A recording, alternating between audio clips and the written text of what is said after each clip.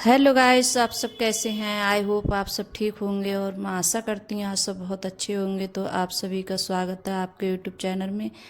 और यहाँ जैसे टाइम हो रहा है सुबह का, ऐसे ही करीब 6 या 6:30 बजे का टाइम होगा गाइस।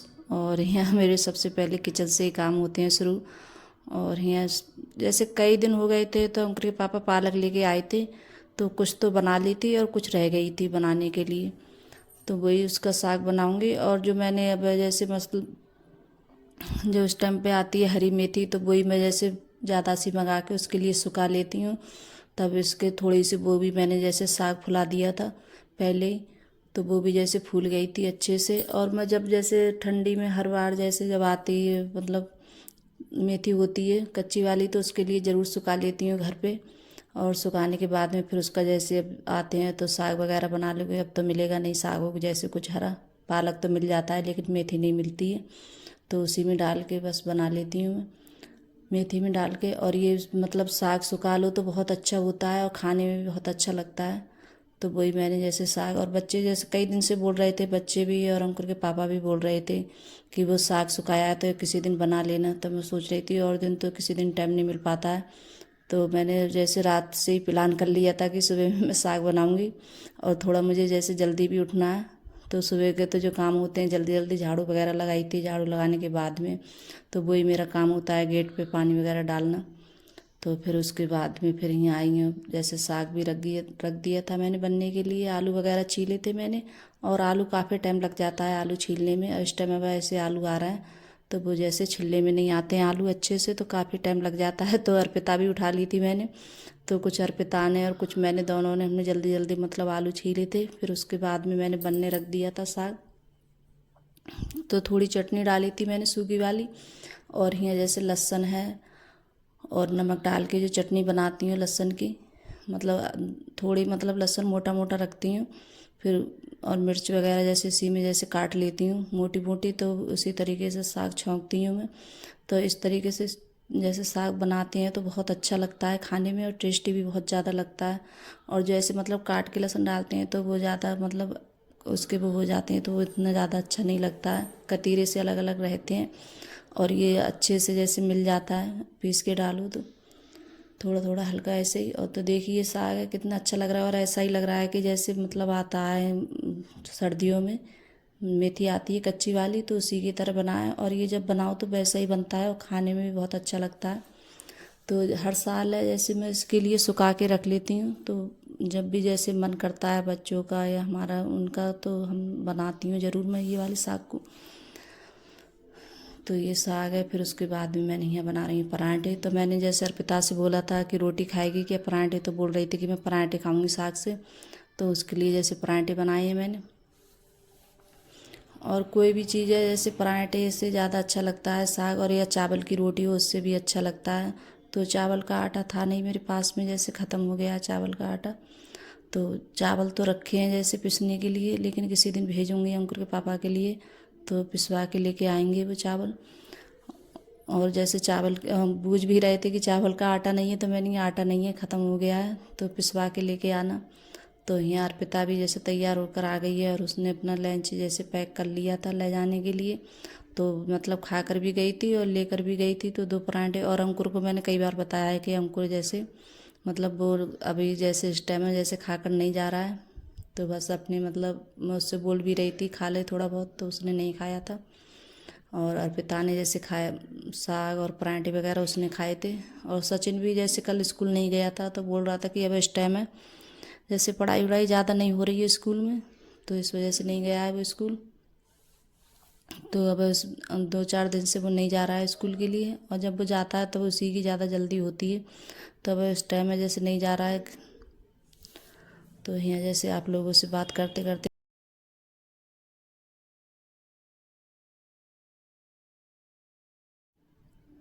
तो जैसे आटा रखा था लगा हुआ, तो मैंने आटा नहीं लगाया था क्यों आटा जैसे रखा होता है। और ये बनाई थी मैंने जैसे मूंग की दाल की खिचड़ी।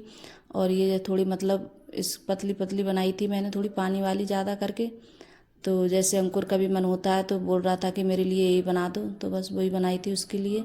और ये मैंने छौंक दी थी। और ये भी बहुत अच्छी लगती है मूंग की दाल की, जैसे खिचड़ी बनाते हैं थोड़े से चावल और जैसे दाल ज़्यादा डालते हैं तो अच्छी लगती है खाने में। तो बोल रहा था कि मेरे लिए वही बना दो, तो उसके लिए फिर वो बनाई थी मैंने मूंग की दाल की खिचड़ी। तो उसने थोड़ी सी खाई, ज़्यादा नहीं खाई थी। तो उसे भी जैसे काफ़ी टाइम लग जाता है बनने में, तो काफ़ी टाइम लग गया था बनने में। कि जैसे मतलब बनाते हैं तो वही खीर की तरह बनती है, थोड़ी मतलब पानी वाली बनाओ तो बनने में थोड़ा टाइम लगता है। फिर उसके बाद में बच्चे भी चले गए हैं स्कूल, और यहाँ जो ये दूध रखा था मलाई वगैरह, तो वही उतार रही हूँ मलाई में। और जैसे मतलब मलाई काफ़ी हो गई है, तो इसके लिए भी जैसे किसी दिन चलाऊँगी मैं। और जो दूध होता है तो इसी के लिए जैसे फ्रिज में रख देती हूँ, तो पीने के काम में या दवाई के या चाय वगैरह के काम में आ जाता है। अब जो दूध आया है दूसरा, तो वो इस भगोने में खाली करके तो इसमें रख दूँगी उबलने के लिए। तो फिर उसके बाद में है जैसे बर्तन वगैरह साफ़ कर रही हूँ। और गैस भी ये मैंने जैसे साफ़ कर दी है गैस वगैरह। तो दूध है ज़्यादातर बाद में ज़्यादा रखती हूँ, कि फिर आराम जैसे दूध है उबलता रहता है, फिर आराम से धीमी आंच से रख देती हूँ उबलने के लिए, फिर उबलता रहता है। तो गैस साफ़ करने के बाद में तभी रखती हूँ मैं दूध उबलने के लिए। और यहाँ जैसे बर्तन वगैरह भी जैसे काफ़ी हो गए थे धुलने के लिए, तो यहाँ बर्तन भी जैसे धुल लेती हूँ। और मैंने बर्तन भी जैसे साफ़ कर लिए हैं, मांज भी लिए हैं, और उसके बाद में फिर धुल रही हूँ यहाँ बर्तन। और इस टाइम में जैसे कितना भी वो करो तब भी जैसे इतनी ज़्यादा जैसे गर्मी हो रही है, बहुत ज़्यादा।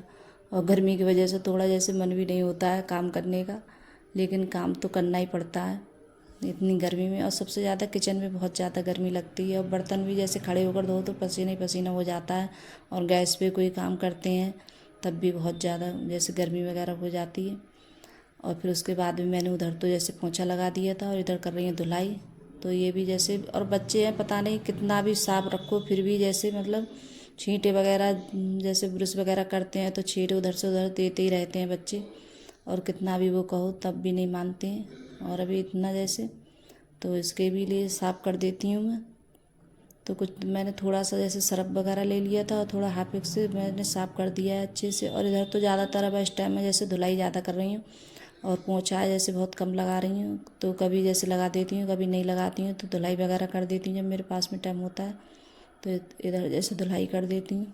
और धुलाई करके एकदम साफ़ हो जाता है। और अब इस टाइम जैसे गर्मी है, तो गर्मी की वजह से बहुत जल्दी एकदम सूख जाता है।